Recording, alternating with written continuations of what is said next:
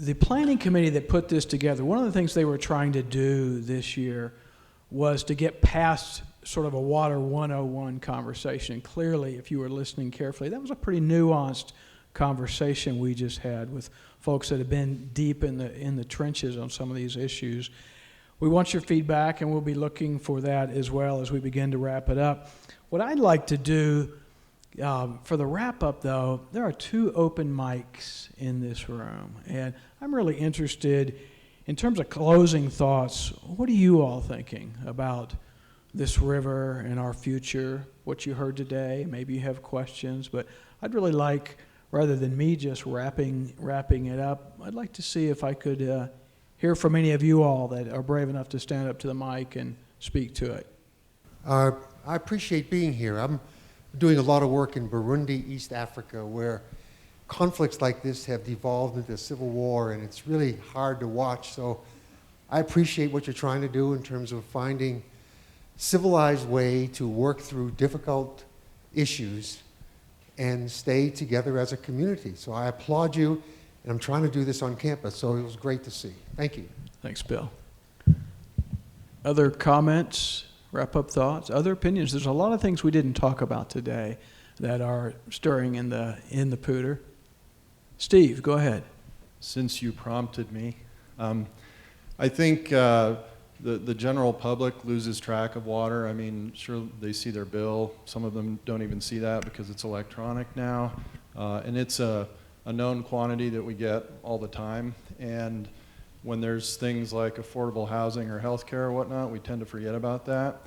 And so I think there's a responsibility for people who deal with water to keep doing a good job as they do, but also, I think as we've heard, it's connected to other things. And so the challenge is perhaps how to connect the water issues to land use planning or these bigger social things, and there's a lot of progress being made there, but I think that's the big challenge going forward. Well said. Steve is our chair of the Fort Collins Water Board, so good, and on the Poudre runs through it. So yeah, things are all connected. And by the way, people are distracted with a lot of other problems and issues. Please.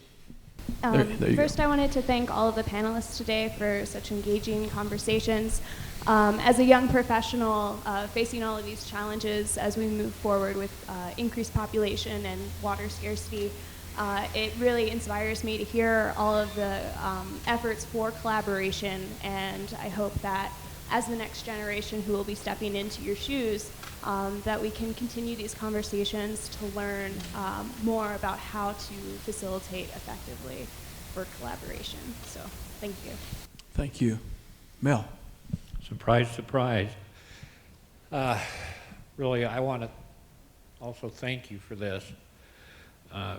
Excellent thing. I gave it a 9 with 10 being high in terms of evaluation. Learned more here than I did in 4 years at UNC.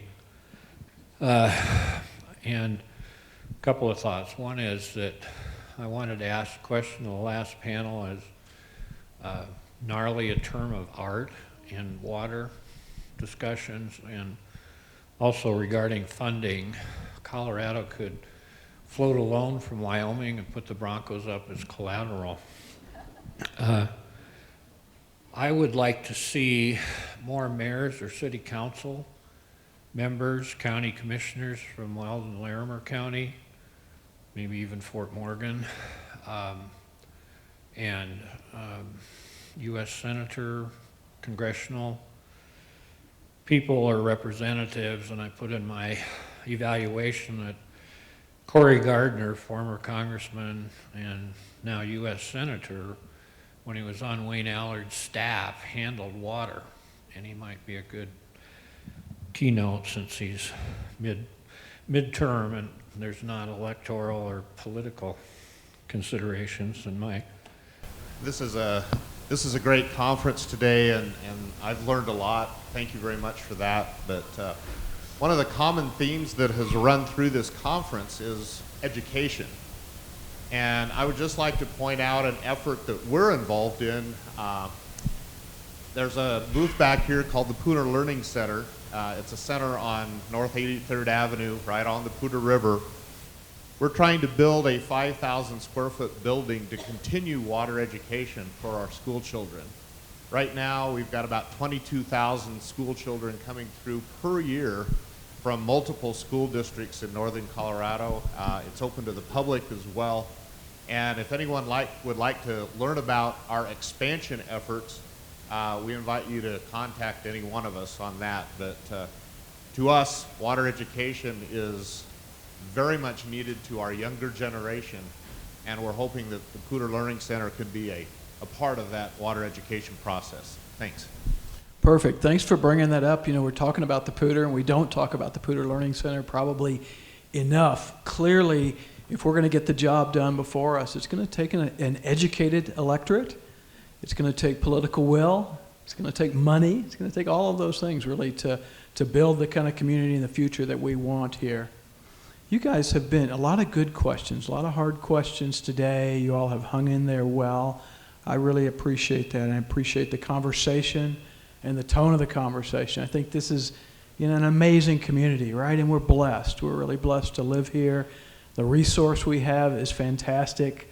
The people who came before us, they did big things, right? They left us with a great legacy, and now it's up to us as to what we're going to leave for the future. And I think we can leave a great, healthy, working river here in the Poudre Basin. I believe that we will do that, and we're going to work together to do it as well.